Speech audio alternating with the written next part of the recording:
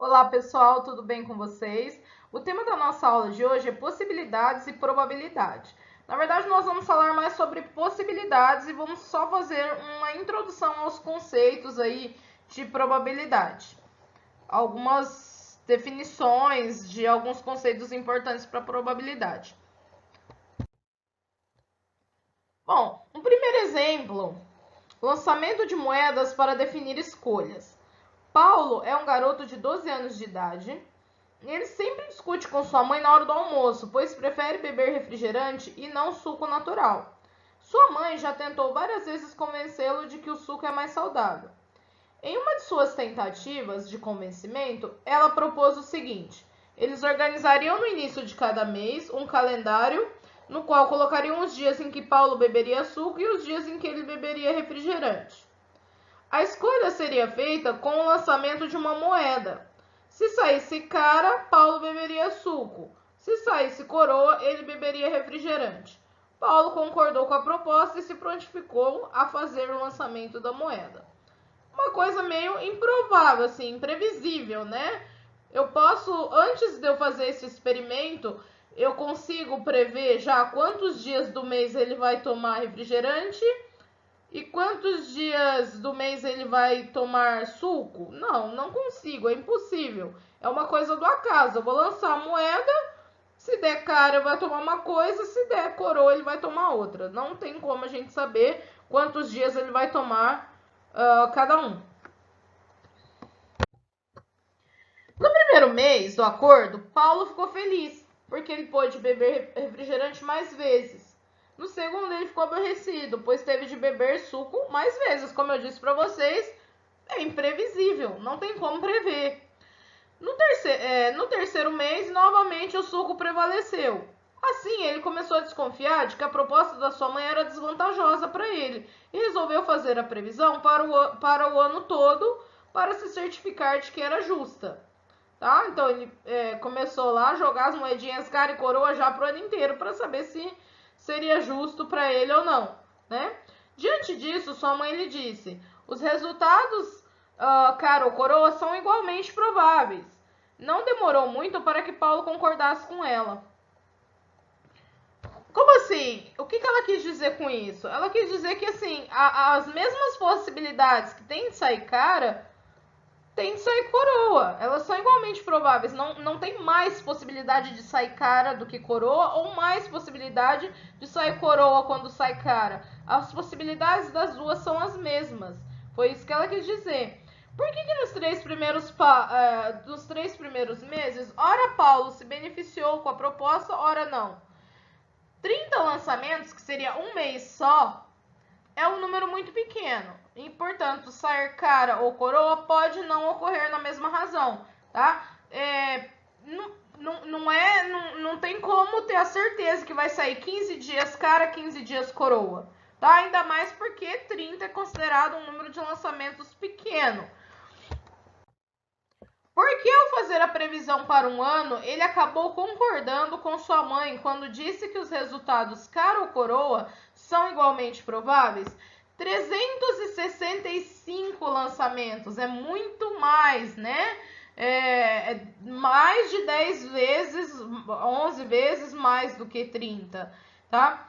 365 lançamentos já é um número suficiente para perceber que os resultados são igualmente prováveis. Então, quando você acaba fazendo muitas vezes, né, o mesmo experimento, ele tende aí a ter algum resultado mais provável.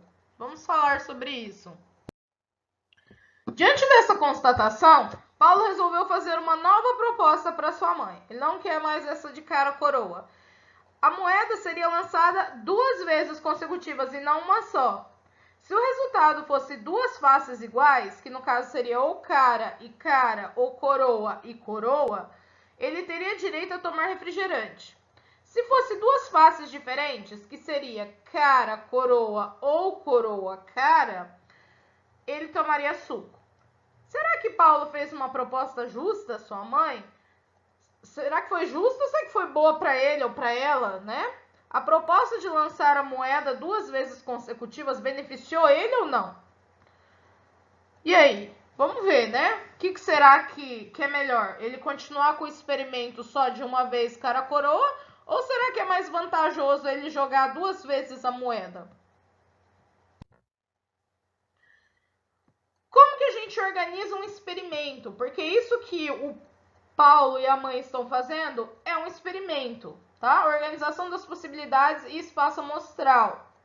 O lançamento de uma moeda, o lançamento de 2 moedas, ou o lançamento de um dado, ou você retirar uma bola de uma urna, tudo isso são experimentos. E nós chamamos eles de experimentos aleatórios, tá? O que é um experimento aleatório?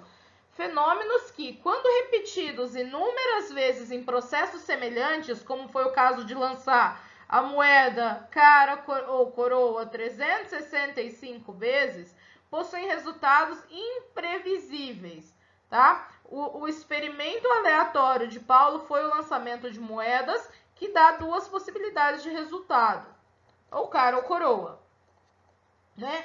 Então, o que é um experimento aleatório? É um fenômeno aí que a gente vai... ele tem resultados imprevisíveis. Por exemplo, o lançamento de um dado de 6 faces. Eu sei que vai ser um número de 1 a 6.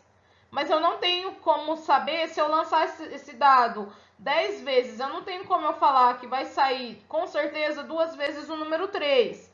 Tá? O resultado é imprevisível. Porém, se repetido inúmeras vezes, o resultado começa a ser mais ou menos assim, provável. Como no caso da moeda que, quando foi lançado um mês só, deu às vezes um resultado bom, outro não, mas quando lançado o ano inteiro, para o ano inteiro, já deu um resultado aí mais provável, já começou meio que a repetir aquilo, né? Já começou a ficar mais ou menos metade cara, metade coroa. Então, o experimento aleatório de Paulo foi o lançamento de moedas, que dá 2 possibilidades de resultado. Isso é um experimento aleatório. Pode ser lançamento de moeda, pode ser retirada de... Eu tenho uma urna com bolas numeradas de 1 a 10. Vou retirar uma bola da urna, tá? Qual a possibilidade de sair o número tal ou a cor tal? Lançamento de dados, tá? Retirada de uma carta de baralho. Tudo isso são experimentos aleatórios. Eles são imprevisíveis. O resultado deles é imprevisível. Porém, se repetido várias vezes, ele é provável. O que é um evento? Evento são as possibilidades. Por exemplo, quando eu lanço uma moeda, o lançamento da moeda é o meu experimento aleatório. Agora, o evento, quais as possibilidades que eu tenho de resultado? Cara ou coroa. Quando eu lanço um dado de 6 faces, quais as minhas possibilidades? 1, 2, 3, 4, 5, 6, tá? E o que é espaço amostral? O espaço amostral é o conjunto de todos os resultados possíveis num experimento aleatório. Então, quando eu lanço uma moeda, todos os resultados possíveis que eu tenho é ou cara ou coroa. Quando eu lanço um dado, todos os resultados possíveis que eu tenho é 1, 2, 3, 4, 5, 6. Tá? Então, cada um desses resultados, cada uma dessas possibilidades, a gente chama de evento. Tá? Sair cara é um evento, sair coroa é um evento, sair 3 no dado é um evento, sair um ás de espada no baralho é um evento. O espaço amostral é o conjunto de todos esses eventos, é o conjunto de todas essas possibilidades. Tá? E o experimento aleatório é o experimento que a gente está fazendo, é o fenômeno aí que a gente está repetindo. Os experimentos, mesmo que realizados repetidas vezes, em condições uniformes de experimentação, variam de uma observação para outra. Mesmo que eu esteja em pé, que eu mexa a minha mão da mesma maneira, que eu faça o lançamento da moeda no mesmo cômodo da casa, não tem como eu prever o resultado. Assim, o resultado de uma observação futura não pode ser previsto de forma exata. No entanto, resultados de uma sequência longa de repetições de um experimento podem mostrar uma certa regularidade, ou seja, a frequência relativa com que um determinado evento ocorre tende a se manter constante.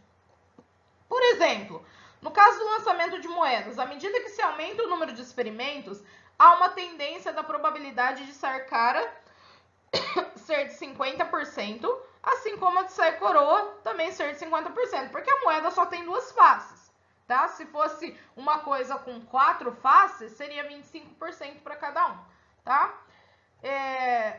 Os fenômenos que apresentam essa regularidade são relacionados ao acaso.